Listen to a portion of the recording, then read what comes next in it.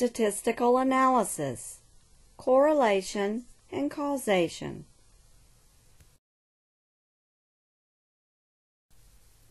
The learning outcomes include: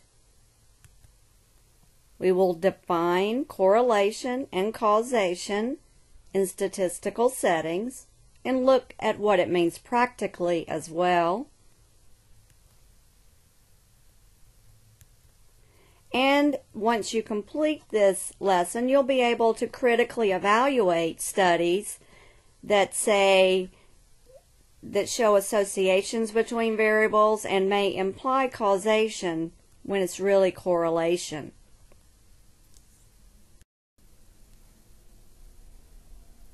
Let's start by looking at correlation. Correlation simply is a statistical term that shows a relationship between two or more variables.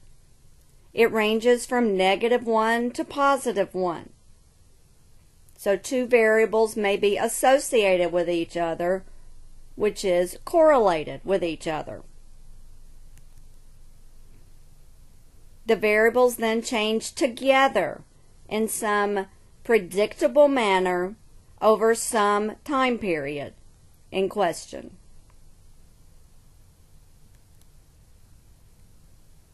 Values of -1 or +1 imply perfect correlation.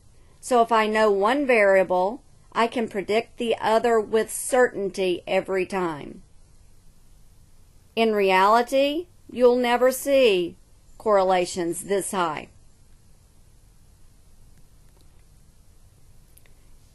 Variables that are positively correlated with each other change together in the same direction. So if one has a high value, the other does as well. In contrast, negative correlation means the variables still change together in a predictable manner, but now in the opposite direction. So if you have a high value on one variable, you would have a low value on the other. In a predictable manner, they're correlated with each other, but in this case, they are negatively correlated with each other. A few examples. High GRE scores are positively associated with high GMAT scores. I don't know this to be true, but this is something I could test. And it's something I could look at and logically believe that if you score reasonably well on one standardized graduate admissions test, you may score reasonably well on the other. Or if you tend to score low on standardized tests, if you score low on the GRE, you may score low on the GMAT as well. One does not cause the other.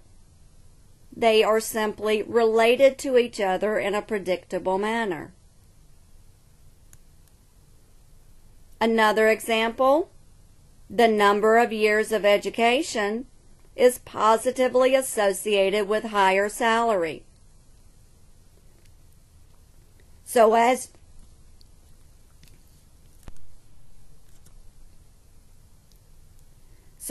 you complete additional years of school, you are likely to have a higher salary. However, the number of years of education does not cause your higher salary, at least not on its own. You have to have a certain level of ambition.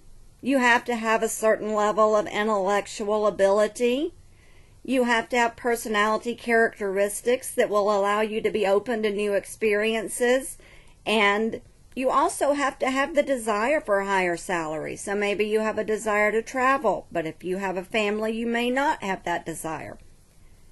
So you may be able to see an association between the number of years of education, variable 1, and higher salary, variable 2. But there's probably a lot more going on. The final example, when you have fewer children in a family, you take more vacations.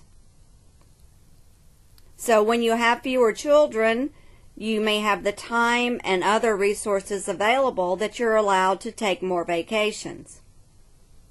However, this will obviously be impacted by your income. Even with more children, you may take more vacations if you have a higher salary. Or even with fewer children, if you have a higher salary, a lower salary, you may take fewer vacations. So there are other factors going on here. You can certainly read more at businessdictionary.com or other sources.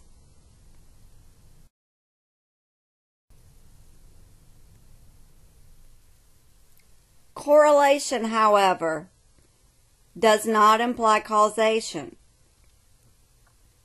as we discussed with the examples in the preceding slide. Correlation only means that two things tend to coexist more often than simply ordinary chance. So they exist together does not mean one causes the other.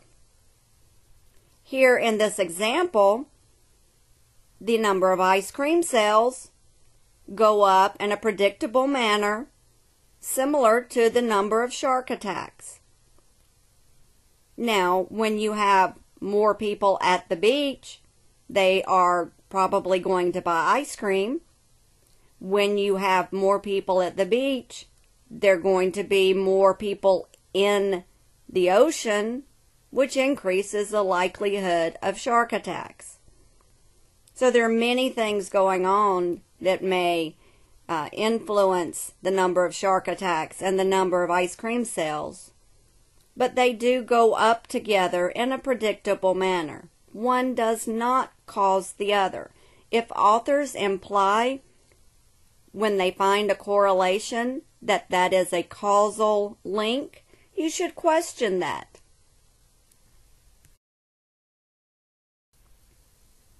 A few examples of spurious causation. We can look here and see that the per capita consumption of margarine tends to correlate at a very high rate, 99%. We can almost predict it with certainty, the number of divorces. Now, I do not believe that the per capita consumption of margarine causes divorce, or that divorce causes consumption of margarine. This is something that just happens. We don't know why. You can find some things that are highly correlated with each other for no logical reason. Another example is the number of films Nicolas Cage has appeared in. And it correlates at 85.5%, or 0.855, you see at the bottom on this figure, with the number of female editors on Harvard Law Review. One does not cause the other.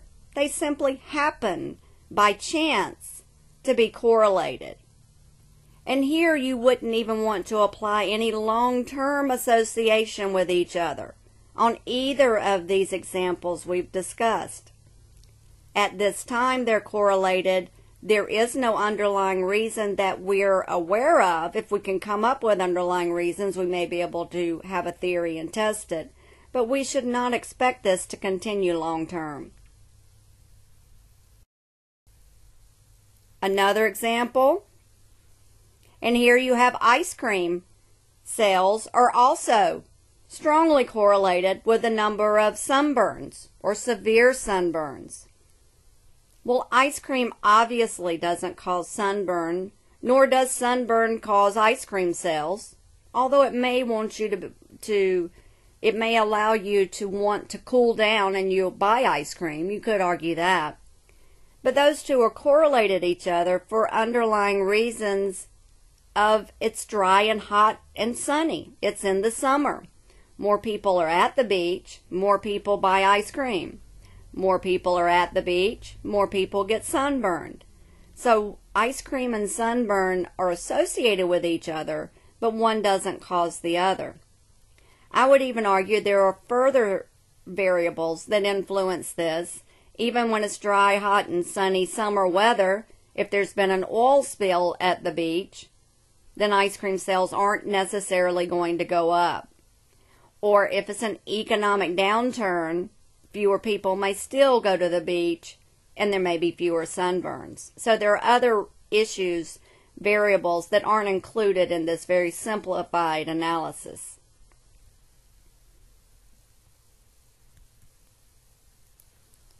Here's an interesting one. The mountain range that you see here is very strongly correlated with the number of murders in New York State. Obviously, the mountain range, I cannot imagine, would be affecting the murder rate in New York State. But these two happen to be very strongly correlated, as you can see from the graph.